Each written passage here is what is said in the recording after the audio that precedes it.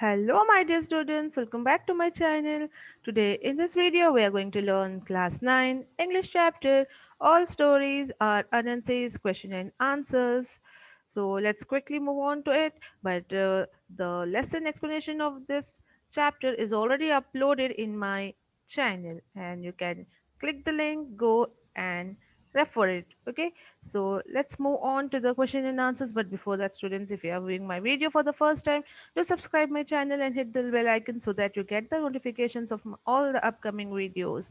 Do watch the video till end and hit the like button if you like it. And do not forget to share with your friends. Okay, students, and there I'll also be sharing the link of Hindi lesson explanation and question answers of chapter 10.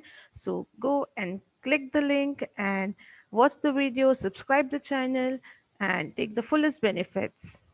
Okay, so let's move on to the question answers of this chapter now. The comprehension question, that is C1, read the questions given below and discuss the answers for them with your friends.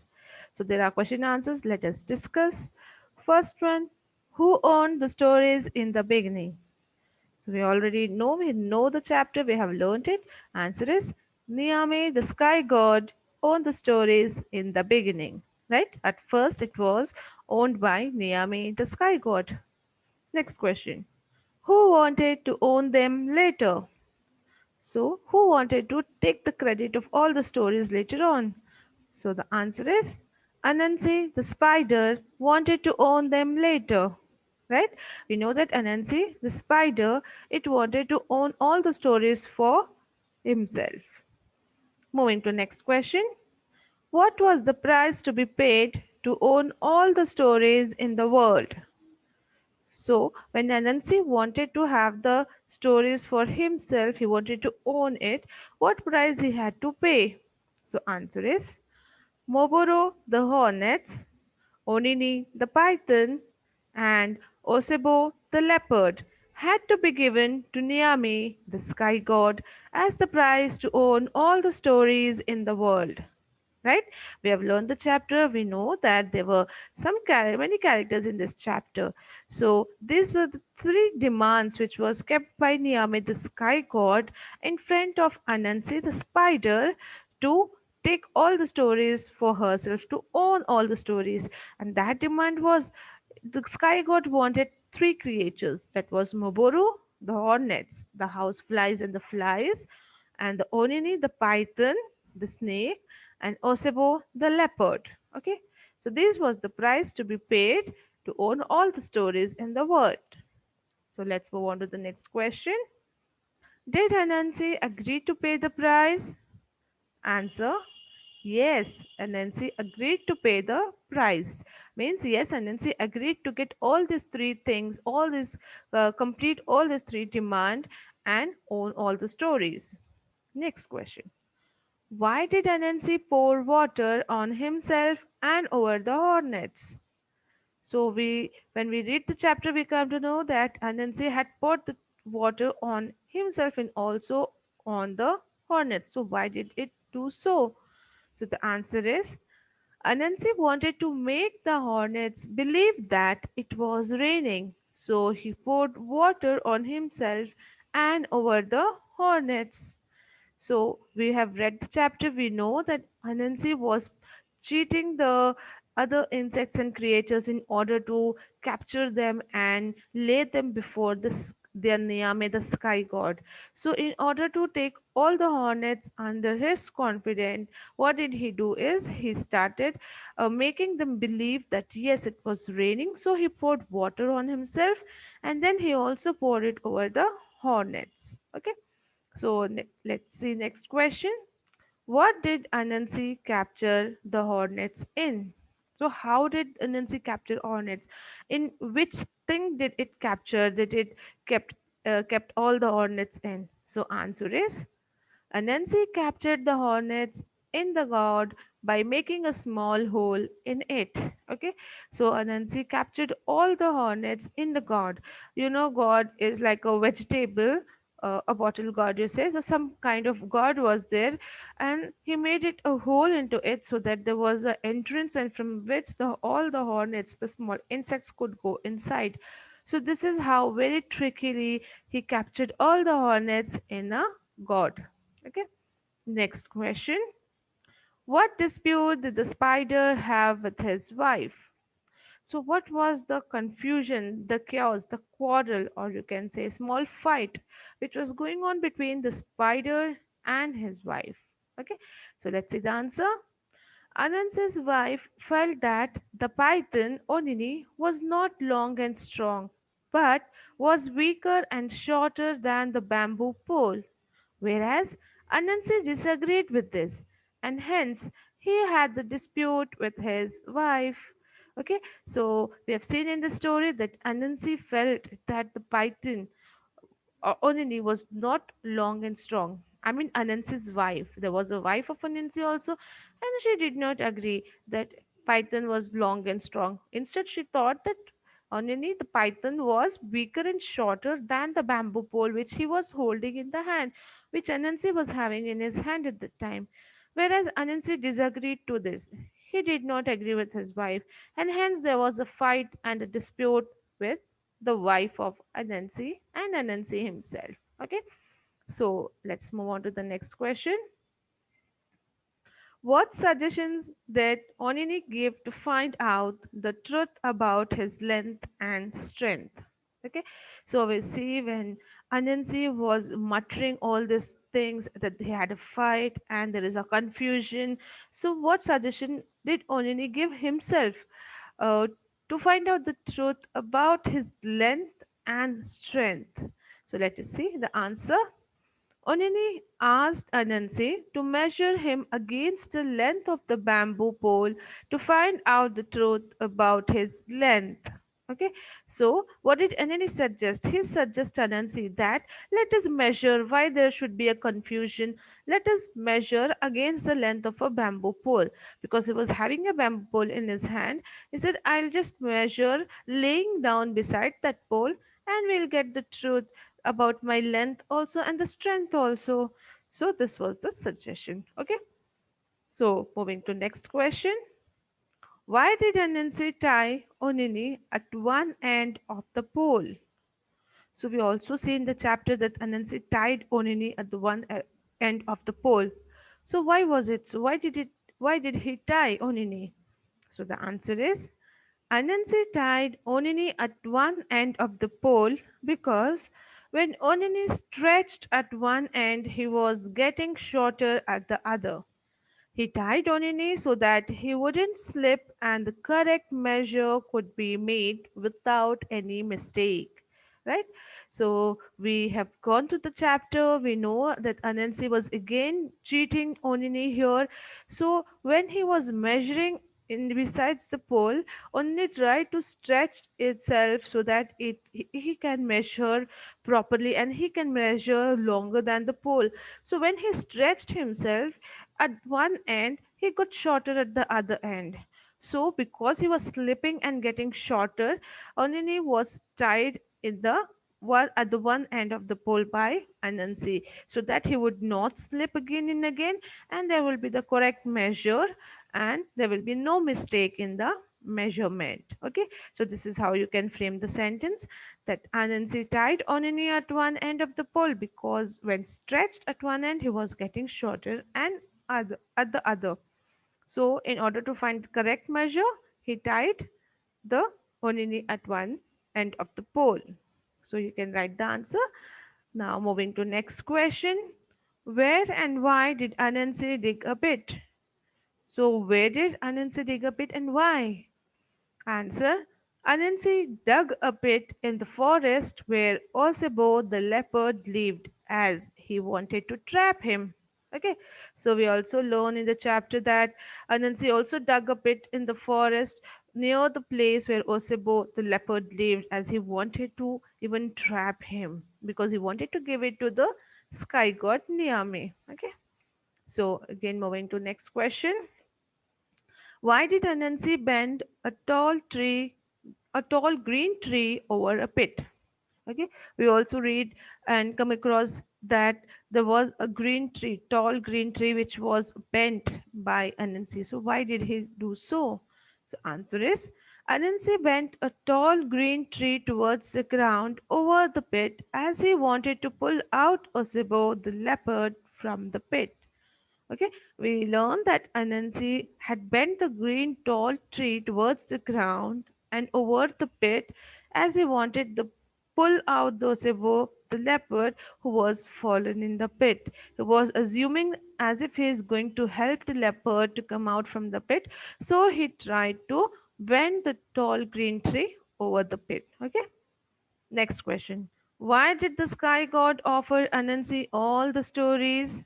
Okay, we also come to know that Anansi was given all the credit. He was offered all the credit of having the stories. So why? Why did the sky god do so?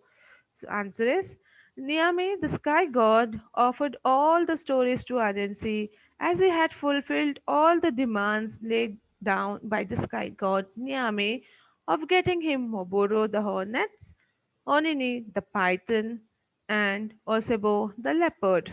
Okay, so we see that at the end of the story, the all the three demands which was laid down by Niame the sky god was fulfilled by Anansi. He did all his demands. So the sky god offered all the stories to Anansi. Okay, so let's move on to next question. Who should anyone acknowledge before telling a story? So, who should everyone credit? Like, to whom does the story belongs before telling a story? So, answer is everyone should acknowledge Anansi before telling a tale or story because all the stories are now owned by Anansi after fulfilling all the demands of the sky god. Right? So each one of us and everyone in the world should credit or acknowledge that the story belongs to Anansi before telling a story because all the stories are now owned by Anansi. Like owner of all the stories are is Anansi now. Why? How he became Anansi, the owner? Because he fulfilled all the demands which was laid down by the sky god. So he is the whole and sole owner of all the stories in the world. So everyone should acknowledge Anansi before telling a tale or story. So we say all stories are Anansi's, right? Okay. Moving to next main, we have C2. Answer the following questions, work in pairs. These are a bit long answers, students, so we can remember in points. It's very easy. It's just a summary of the chapter of each. A small incident is being mentioned here. Okay, so let's see the first one. Describe how Anansi captured the hornets for the sky god. Okay, we have already read the chapter. We know that Anansi had captured all the three characters for and he gave it to the sky god Niame. So here we have to write like how did he capture the hornets? How did he cheat them? How did he take them in confidence and captured them and gave it to the sky god? Okay, so let's see the answer. Anansi was clever at cheating the hornets. He made them believe that it was raining and that they needed protection from the rain. Anansi first cut a gourd from a vine and made a small hole in it. He took a large calabash and filled it with water. Then he went to the tree where the hornets lived. Okay, so we saw this that Anansi was a very clever and he was treating the hornets. Now, what did he do? He made him believe, he made all the hornets believe that it was raining heavily and they needed protection from the rain. How did he make them believe? By dripping all him, by putting the water, pouring the water on himself and also on the hornets. And for this, what did he do? He first cut a small gourd, and he made a hole in it so that they can enter in that. And then he took a large calabash. Calabash is a large dried fruit which can be made in the form of ball. And he filled it with water. And then he went to the tree where really the hornets lived. Okay, so now let's see. He poured some water over himself as though he was dripping. And then he also threw some water over the hornets so that even they all were also dripping, making them feel that as if it was raining. He also poured water on himself, and he said, "See, even I'm drenched with the water, with the rainwater, and now even you are not dripping." Then he put the calabash on his head as though to protect himself from a storm and called out to the hornets and asked them why they are staying here in the rain. Okay, so then again he very trickily took the calabash on his head, and he was assuming that I'm as if I'm protecting myself from the storm. And then he called out the poor hornets and asked them why they were staying in the rain here. So when this was asked, when the Hornets said that they had nowhere else to go, he told them to go into the guard through the small hole. When the last of them had gone in, Anansi plugged the hole with a ball of grass. He took the gourd full of hornets to Niame, the sky god. Okay, so this is how he tricked him, tricked all the hornets. When he asked them why you are staying here in the rain, the hornets said that where do we go? We don't have any place to go. We have nowhere else to go.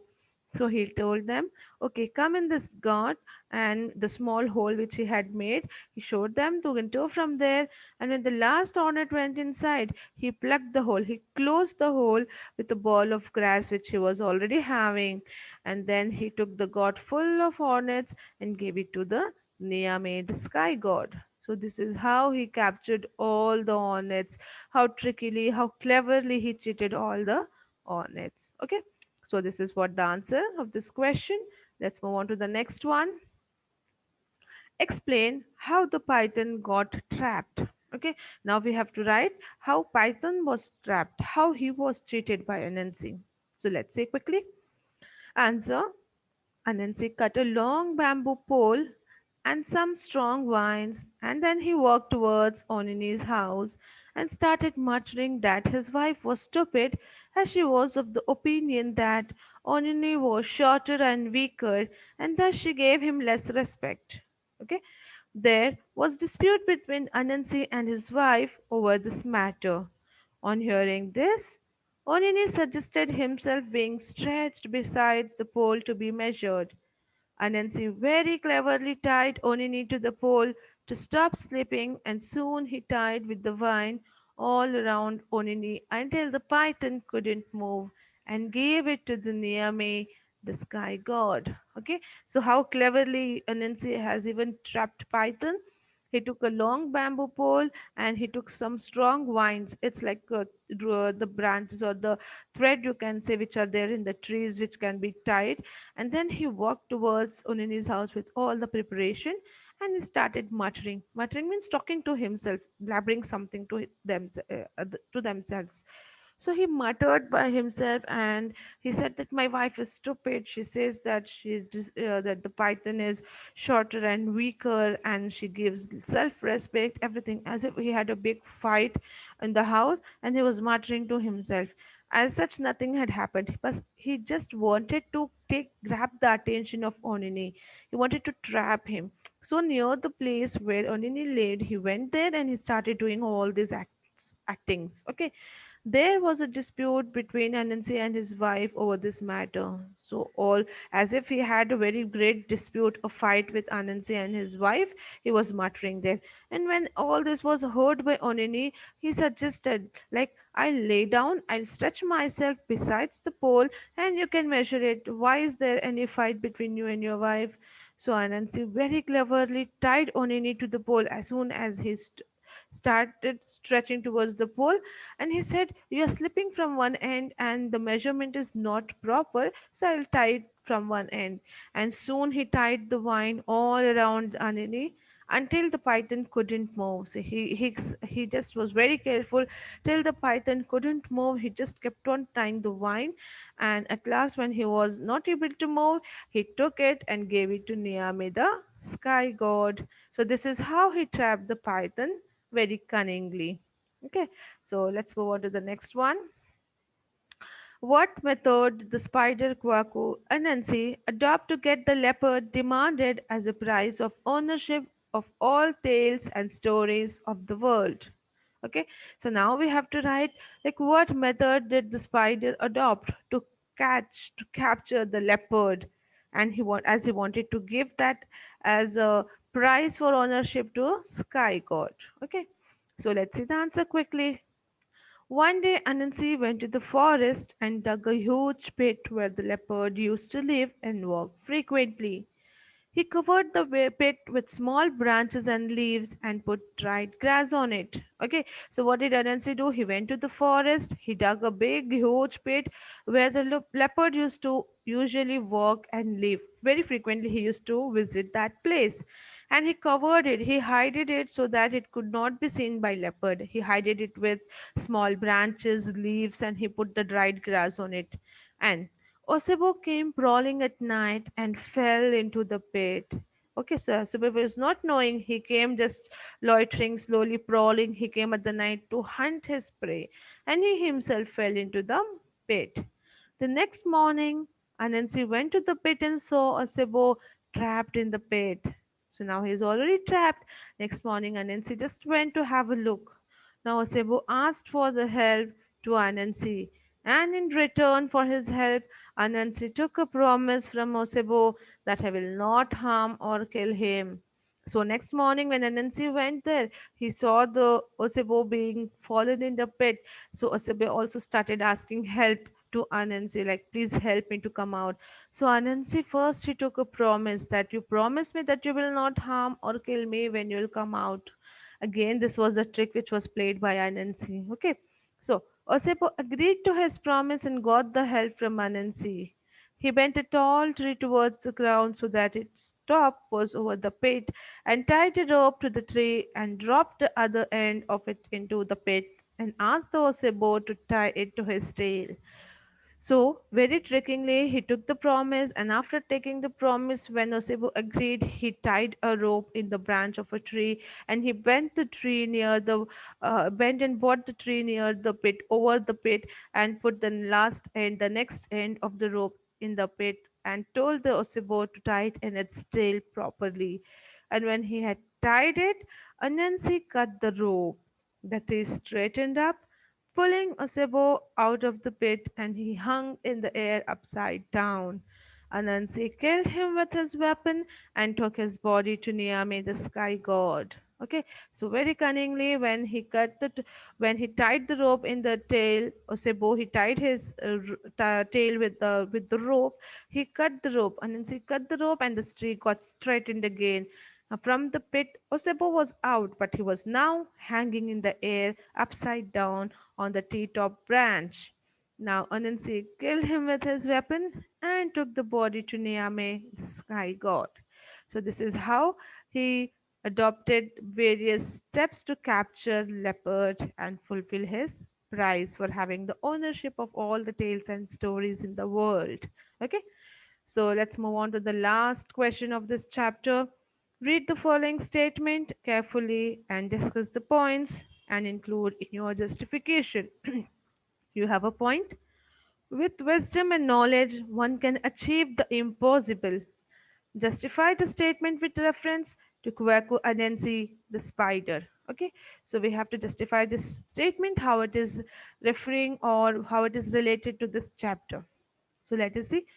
Anansi, who wanted to buy all the stories from the sky god, was already a storyteller. He used the story to cheat all of his victims. Anansi used his imagination to weave convincing stories, and his insight made it possible for him to look into the weaknesses of the hornets, the python, and the leopard to catch them. Okay, we see here that Anansi, because it wanted to buy all the credit of stories for himself, wanted to own the stories from Sky God, and he was already a storyteller, very good storyteller. And we see that he used various stories. He trapped every victim of his in the form of telling stories, and this is how he cheated. This is how Anansi cheated and captured all the victims. Okay, Anansi used his imagination to weave convincing stories. He used to imagine and make many convincing stories so that other can believe it, and then he made it possible for him to look into the weakness. With that insight, he had the knowledge, and he, with that wisdom, he saw the weakness of all his victims, and then that is how he caught them. Even the hornets, the python, and the leopard. All of these three victims' weakness was known by the Anansi first. Okay, then when Anansi the spider wanted to be the owner of all the stories in the world, he went to Niamey, the sky god, to purchase the stories. Niamey said that he was willing to tell the stories, to sell the stories, but the price was very high. So when Anansi wanted to have all the ownership for the stories, he went to Niamey, the sky god, and he asked him, but there was a very high price put in by Niamey, the sky god. So Niamey also added that even the rich and powerful families were not able to pay the price. He also said that even the rich families and the powerful families were not able to pay the price what I had asked. Then the sky god asked three things as a price. He said Moboro the hornets, Onini the python, and Osebo the leopard. So Anansi agreed, okay, I'll do it. Even though the powerful and the rich families were not able to do it, I'm going to do. He agreed. Anansi agreed to it. Then, though he did not have the physical strength to capture them, he used his wisdom and knowledge and achieved the impossible. Okay, so though even he was not having so much of physical strength, because the spider, Anansi was a spider, he was not physically strong, but with the help of his wisdom and knowledge, the knowledge he had, he achieved even what was impossible for him. Right? He made the hornets get into the god, tied the python to the pole, and he tied the leopard to the tree using his wisdom and knowledge. So, whatever things he has followed here, whatever steps he had followed, however he has trapped the victims, he has used his wisdom and knowledge here. Thus, Anansi, though physically not as strong as his opponents, could achieve what others were not able to. So here we see all the three victims were more physically stronger than Anansi, but even then he achieved what others were not able to do by using his knowledge and wisdom. Thus, we see that the power of the brain is stronger than the strength of the brawn. Okay, thus we can conclude that knowledge is more powerful than the physical strength. That is how it's related with wisdom and knowledge. One can achieve the impossible.